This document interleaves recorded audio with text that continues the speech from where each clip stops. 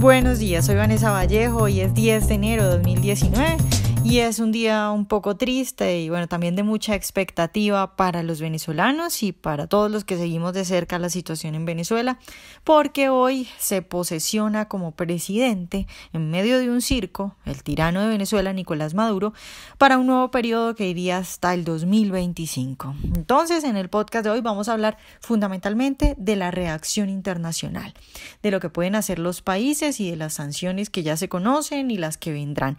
Y también vamos a hablar de lo que debería pasar en Venezuela hablando en materia de constitucionalidad. Es decir, según las leyes, según la Constitución venezolana, ¿qué debería hacer la Asamblea Nacional o qué no está haciendo? Y entonces pues también nos preguntamos, ¿está incurriendo en un desacato la legítima Asamblea Nacional? Y en ese caso, ¿qué debería hacer, por ejemplo, el Tribunal Supremo de Justicia? Me refiero, por supuesto, al Tribunal Supremo de Justicia legítimo y no al circo ante el que se posesionará hoy Nicolás Maduro. Para hablar de todo esto, hoy tengo como invitado a César Sabas. Él es magíster en Ciencia Política de la Universidad Simón Bolívar en Venezuela, máster en Relaciones Internacionales de la Universidad de Toulouse en Francia y doctorando en Ciencias Políticas por la misma universidad. César, buenos días. Gracias de nuevo por estar con nosotros. Buenos días, Vanessa. Muchas gracias a ti y un saludo a todos los que nos escuchan. Bueno, César, pues hoy es un día muy esperado por lo que pueda suceder y por las reacciones que pueda haber de aquí en adelante, y es que pues hoy toma posesión Maduro para un nuevo periodo presidencial que iría hasta el 2025. Y bueno, quiero empezar preguntándote por los asistentes a la posesión de Maduro, porque pues si los contamos son como 5 que podemos ver, o 5 personajes importantes, y quiero preguntarte qué significa la presencia de esta gente. Por ejemplo, qué significa la presencia de Erdogan o del vicepresidente de Turquía, que fue mandado por Erdogan a la posesión, y la presencia de los otros del continente, como, bueno, por supuesto Evo Morales y como Daniel Ortega. Mira, la presencia, digamos que la más curiosa para todos es la de Turquía. Uh-huh. Y hay gente que pues le preocupa la posición de Turquía en esto. Yo no me preocuparía tanto por Turquía. Sí ha habido un gran acercamiento últimamente entre el gobierno turco y el gobierno de Venezuela. Ya en la época de Chávez ya empezaba. Y en realidad Turquía ha hecho buenos negocios con Venezuela, pero muy lejos de lo que puede hacer la presencia china o la presencia rusa. Y en ese caso los turcos han sido, digamos que un poco más, mercantiles, un poco más, sí, enfocados en el dinero. Han comprado propiedades en Caracas. Ellos están apostando a que pues la crisis venezolana va a ser pasajera, y ellos ahora están comprando a precios de, no, ni siquiera digamos vacas flacas, o vacas verdaderamente desnutridas. Entonces, por lo que tú compras un rascacielos en la zona de Chacao, que es la zona rica comercial de Caracas, tú podrías comprar unos 10 en Estambul. Entonces ellos están haciendo ese tipo de inversiones y esperando que la crisis pase y que por supuesto quede el gobierno que está actualmente, que sería aliado.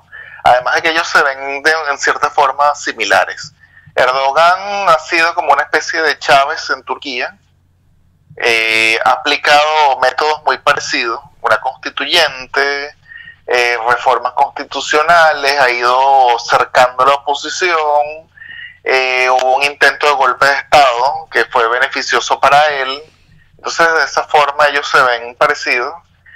Con la diferencia de que Erdogan no ha sido tan, digamos, a nivel económico y a nivel político para Turquía, no ha sido tan desastroso como Venezuela. Erdogan ha sabido conservar las bases materiales de Turquía. Digamos que no ha sido bananero, como si hubiera sido el chavismo en Venezuela. Okay. Y por el resto, en el tema de América Latina, pues, bueno, Evo Morales y Nicaragua ni siquiera nos debería sorprender, y especialmente Nicaragua, que es un régimen que está aislado del resto del continente, como también lo está Venezuela. Por cierto, eso también es importante tocarlo con Turquía, porque Turquía es otro gobierno que está de alguna forma aislado. Efectivamente no es el caso de Venezuela, no ha sido expulsado de ninguna organización internacional, tampoco tiene una alianza como tal de países en contra, pero Turquía ni siquiera pudo entrar en la Unión Europea, aunque oficialmente sigue siendo candidato, pero no va a entrar. Tiene pésimas relaciones con Alemania y con Francia. En el Medio Oriente pues ha tenido una política errática en contra de Arabia Saudita. Entonces digamos que estos acercamientos con Venezuela es también un intento por no verse aislado del mundo. Es decir, es la unión de los aislados. Claro. César, y la decisión de Andrés Manuel López Obrador, que bueno, también juega un papel muy importante en lo que puede venir para Venezuela, porque pues mucho se ha hablado del carácter, digamos, internacional del socialismo y de si ahora México va a ser el nuevo proveedor de Venezuela y de Cuba.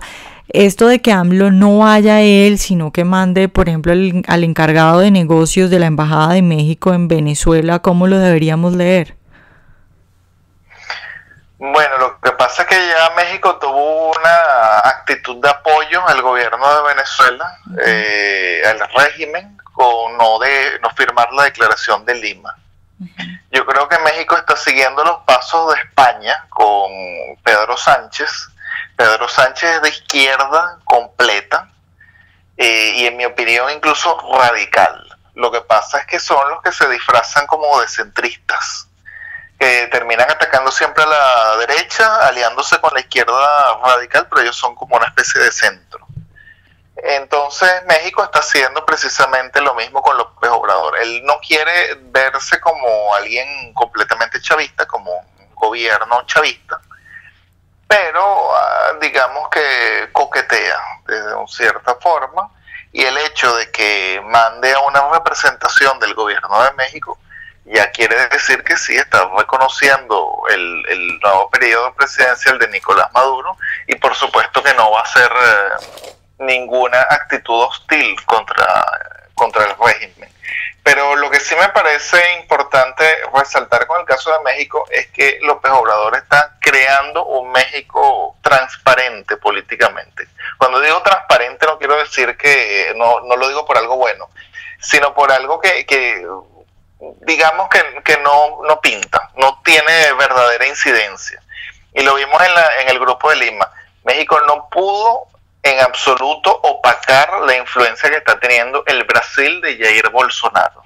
A la hora de la verdad, en el Grupo de Lima se escuchó y se tomó las decisiones que fueron impulsadas por el Brasil de Jair Bolsonaro y su canciller Araujo. Entonces México está yéndose como que a la irrelevancia política en el continente con Andrés Manuel López Obrador. Sí creo que pueda en un futuro terminar apoyando de alguna forma el gobierno de Cuba y el gobierno de Venezuela, y eso va a traer consecuencias para México como país.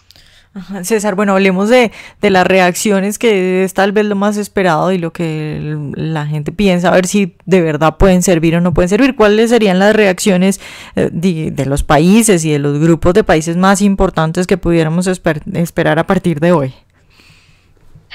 Bueno, ya de plano sabemos que no van a reconocer a Nicolás Maduro como presidente, y van a tomar la decisión de considerarlo una usurpación del poder ejecutivo. Entonces, ahora los países lo que van a esperar es ver qué va a hacer la oposición. Es ahí donde está el gran dilema. Los países obviamente quieren una salida del régimen. Algunos lo han dicho de forma más clara, otros menos clara, pero en realidad lo que se está buscando es una salida del régimen de Venezuela, un cambio de gobierno. Entonces, a partir del día de hoy, pues Maduro, para muchos países, como por ejemplo para Brasil, como para los Estados Unidos, ya no es el presidente de Venezuela. Ahora queda por ver qué va a hacer la oposición, y es ahí donde los otros países pues van a apoyar o no las acciones de la oposición. Pero respecto a eso, entonces, ¿qué queda por hacer? Porque recientemente en la declaración esta del Grupo de Lima lo que ellos dicen, la que no quiso firmar Andrés Manuel López Obrador, la que no firmó México, sí, lo que ellos dicen es que Maduro le debe pasar el poder a la Asamblea Nacional. Entonces, si estamos hablando de que hay un grupo de países, un grupo importante de países como el Grupo de Lima, que considera que la oposición es la Asamblea Nacional, ¿no estamos hablando de que a nivel internacional estamos bastante perdidos? bueno, es que sí, y hay un problema porque la Asamblea Nacional está manejada por la Mesa de la Unidad Democrática, que ha tenido una postura en el mejor de los casos inepta y en mi opinión sospechosa. ¿Por qué lo digo? Porque alguien se puede equivocar, pero cuando es tanto y tan seguido y tan continuado, ya despierta sospechas. En mi opinión, pues ha tenido una actitud sospechosa, y además de que partimos de un error, pero de mayúsculo, que es decir que a partir del día de hoy Nicolás Maduro es ilegítimo, desconociendo lo que son las ciencias políticas, porque hay dos tipos de legitimidad: la legitimidad de origen y la legitimidad de ejercicio. La legitimidad de origen de Maduro es cuestionada porque él supuestamente ganó las elecciones del 2012, de las cuales fueron contestadas por Enrique Capriles Radonsky, a pesar de que el CNE había dicho que no iba a hacer ninguna transparencia electoral, no iba a hacer ninguna inspectoría. Capriles mandó al pueblo de Venezuela a tocar salsa y a bailar salsa porque supuestamente había ganado. Yo nunca bailé salsa porque nunca entendí cuál había sido la victoria. Efectivamente, pues fueron unas elecciones bastante dudosas, en mi opinión, trampeadas. Así que ya de por ahí la legitimidad de origen está dudosa. Pero después está la legitimidad de ejercicio. Usted puede acceder al poder legítimamente y perderlo en el transcurso. Se ha hecho un muy mal gobierno, ha estallado un escándalo. Y yo creo que la legitimidad de ejercicio de Maduro pues no existía en absoluto, y cada día menos. Y hay un problema grave con la Asamblea Nacional, que es que la Asamblea Nacional designó a un Tribunal Supremo de Justicia, el cual es legítimo, el cual está en el exilio, porque si no va a ser va a ser detenido por la dictadura. Y ese Tribunal Supremo de Justicia desde agosto de este año condenó a Nicolás Maduro a prisión, por lo cual legalmente, si reconocemos a la Asamblea Nacional y reconocemos a este Tribunal Supremo de Justicia, Maduro perdió en absoluto la capacidad de gobernar. Quiere decir que ya había un vacío de poder que la Asamblea Nacional tenía que llenarlo, lo cual quiere decir que esta Asamblea Nacional que va o que debería tomar el poder está en omisión legislativa.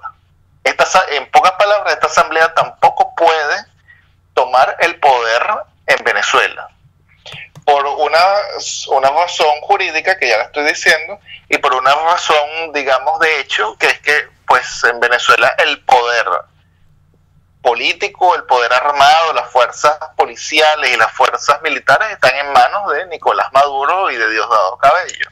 Entonces lo que va a venir pasando es exactamente lo mismo que pasó con el Tribunal Supremo de Justicia, que se tuvo que exiliar. Pero esta asamblea no va a poder gobernar. Y lo que debería pasar es, si reconocemos el Tribunal Supremo de Justicia, es que esta asamblea está en omisión legislativa, no puede gobernar, y es el Tribunal Supremo de Justicia quien debe nombrar a un gobierno de transición, por supuesto, reconocido por Brasil, reconocido por la OEA, y a partir de ahí es que empiece el cambio en Venezuela, porque en Venezuela el cambio no va a ser de adentro hacia afuera, sino de afuera hacia adentro. En Venezuela desde adentro no podemos hacer nada porque es un país completamente secuestrado. Ahora, lo que ha dicho la Mesa de la Unidad Democrática, que es lo que nosotros tenemos que escuchar, porque son básicamente lo mismo, la gente de la Asamblea Nacional, han propuesto cuestiones descabelladas, como por ejemplo crear un consejo de transición en el cual estaría incluso Luisa Ortega Díaz, la ex fiscal de Venezuela. Y Luisa Ortega Díaz, para que me diga, bueno, es que la gente tiene derecho a cambiar, pero es que Luisa Ortega Díaz está en contra de Maduro, pero ella nunca ha dejado de ser chavista. De hecho, Luisa Ortega Díaz es la misma fiscal que metió preso a Leopoldo López en el 2014 y Luis Ortega Díaz ni siquiera ha pedido perdón por eso. Entonces, Juan Guaidó, que es el presidente de la Asamblea Nacional, que es de Voluntad Popular, aliado de Leopoldo López, supuestamente se va a aliar con Luis Ortega Díaz, que para ella Leopoldo López sí debe estar preso. Entonces, aquí tenemos un problema mayúsculo. En mi opinión, tenemos que asumir una actitud radical en contra del régimen y en contra de toda la gente que está promoviendo estas ideas totalitarias, porque irse en contra de Maduro pero apoyar el chavismo de Chávez es igual de totalitario, sigue siendo el enemigo de lo que queremos. En pocas palabras, sí creo que es grave que sea esta Asamblea Nacional la que tome el poder, o mejor dicho, no que tome el poder, que tome la iniciativa de conducir la transición, porque ya sabemos cuál va a ser las consecuencias, que va a haber Maduro por muchísimo tiempo. Claro, porque además tú tienes bueno, esta semana precisamente se hicieron famosas las palabras de este señor Stalin, que es el vicepresidente, ¿verdad?, de la Asamblea. Sí. Diciendo que bueno, que el camino era un camino político, de diálogo y para llegar a elecciones, es decir, uno podría decir prácticamente que esta gente le sirve a Nicolás Maduro, ¿no? Bueno, Iván Stalin González, y lo llamo por su primer nombre porque su primer nombre es Iván, pero a él le gusta llamarse Stalin. Si mi padre me hubiese puesto el segundo nombre Pol Pot, yo hubiese hecho todo lo posible porque eso no saliera a la luz pública, me llamaría César. Pero bueno, a él le gusta su nombre Stalin. Ha sido uno de los que ha tenido estas actitudes sospechosas que terminan siempre favoreciendo el gobierno, y por eso es que pues no han ido presos, por eso es que no han sido detenidos, por eso es que en realidad no han sido perseguidos, porque es una oposición acomodaticia al gobierno. Y entre lo que ellos están proponiendo es que, pues, para que haya una verdadera transición, hacer unas elecciones. En Venezuela la salida no es electoral. Nunca van a haber elecciones limpias con este gobierno. Ellos nunca lo van a permitir, ¿no? Así como Hussein ganaba las elecciones con el 99% de los votos. En Venezuela no habrá ninguna salida electoral, y quien no esté claro de eso, en realidad lo que está es proponiendo alargar la vida al régimen y seguir ellos con el juego. Y otra de las cosas que han dicho es, bueno, habría un cambio si Nicolás Maduro recapacita. ¿Cómo va a recapacitar? Y los muertos que hay ya, y la gente que ha tenido que huir, y la gente que está muriendo por falta de medicina, eso sería muy fácil recapacitar y ya, cosa que además no lo va a hacer, porque el régimen está planteado de una forma de que ellos se mantengan para siempre y con todo el poder. Entonces, ¿cuál es el verdadero sentido de recapacitar del régimen y de estos narcotraficantes que están incluso perseguidos internacionalmente? Entonces, lo que ellos están proponiendo es una estrategia que está muerta desde el inicio, y en mi opinión, ellos saben que está muerta desde el inicio, pero en realidad no quieren un verdadero cambio en Venezuela. César, ya para terminar, ¿qué deberían hacer los países que quieran ayudar a Venezuela respecto, ya no digo a una intervención militar o algo así, sino que hablo de este tipo de sanciones, porque se cuestiona mucho sobre si estas sanciones funcionan o no? O sea, en términos de diplomacia normal, ¿qué pudieran hacer los países para ayudar a Venezuela? No, las sanciones no funcionan. Lamentablemente no. Lo que pueden hacer es que pues sea un gobierno, un régimen más débil económicamente, y en eso ayuda algo. Pero no, yo soy muy escéptico de cualquier ayuda que no sea verdaderamente militar.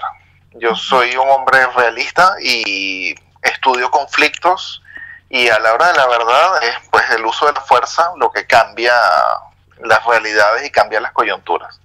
Si estos países del Grupo de Lima, suponte Argentina, Perú, no quieren enviar tropas, bueno, que no las envíen.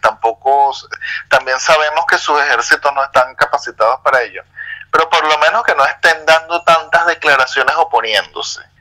El hecho de que el secretario general de la OEA, Almagro, haya incluso planteado la posibilidad de una intervención y haya salido el Grupo de Lima alarmado a decir que eso no era posible, que eso no era viable en nuestro continente, eso de verdad ayuda a Maduro. Si Chile no quiere enviar hombres y cree que su ejército tampoco está preparado para eso, y la verdad es que no tendrían por qué, porque el ejército chileno está para Chile, bueno, que no los envíe, pero deje de estar haciendo el escándalo, no se suma el escándalo.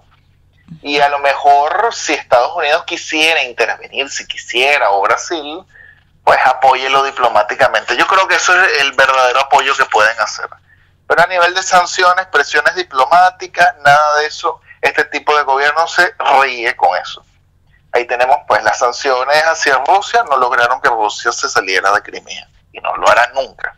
Así como sancionar a Hussein no hizo que Hussein saliera, las sanciones, la verdad, creo que servirían para presionar a Costa Rica, pero no este tipo de regímenes. César, entonces para concluir, estamos hablando de que los pasos o en lo que podríamos ayudar sería primero en un cambio de opinión para que la gente entienda que sí se necesita una acción militar y que esa sería la forma de ayuda, y de otro lado hablar de una posición y de quién podría dirigir el camino, porque si los esfuerzos están dirigidos a apoyar a grupos como la Asamblea Nacional, pues creo que no estamos haciendo nada. ¿Sería ese el camino a seguir?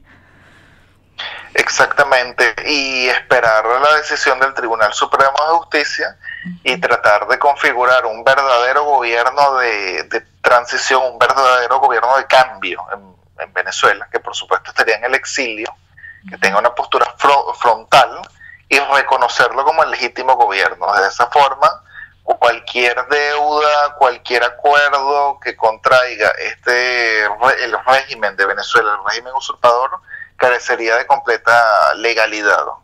César, pero esta gente del Tribunal Supremo ¿sí nombraría a gente decente? O pues porque es que en Venezuela es muy difícil encontrar a alguien decente, la verdad, pues en materia de casta política, ¿no?